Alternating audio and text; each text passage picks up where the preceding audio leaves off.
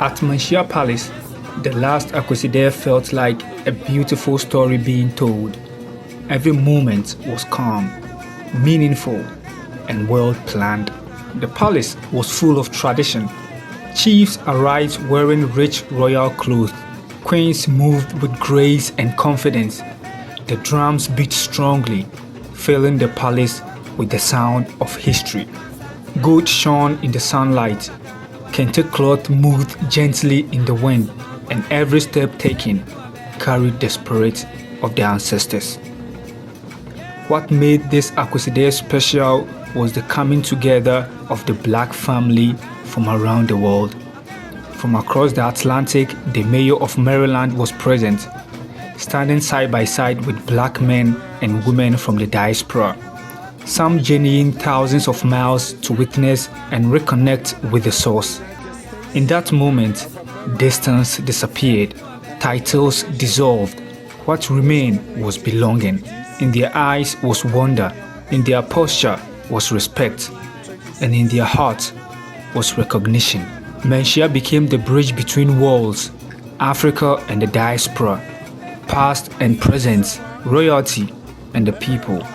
The smiles, the quiet awe, the respectful silence as protocol unfolded all testified to one truth: Ashanti culture demands global reverence. The beauty of the scenes was overwhelming, not just in what the eyes could see, but in what the spirit could feel.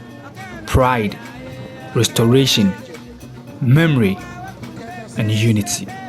Here, black excellence was not explained, it was displayed.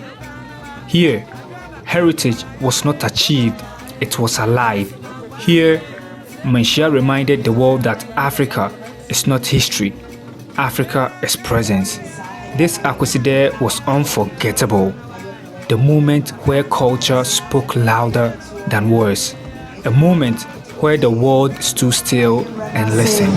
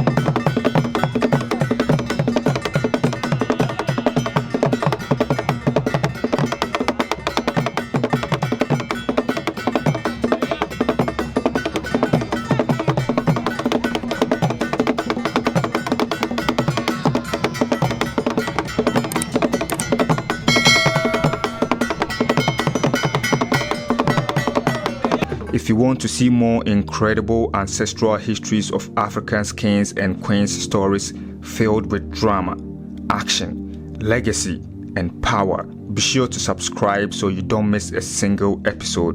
Who knows, even your king might be featured next. Stay tuned and don't forget to subscribe for more epic historical stories.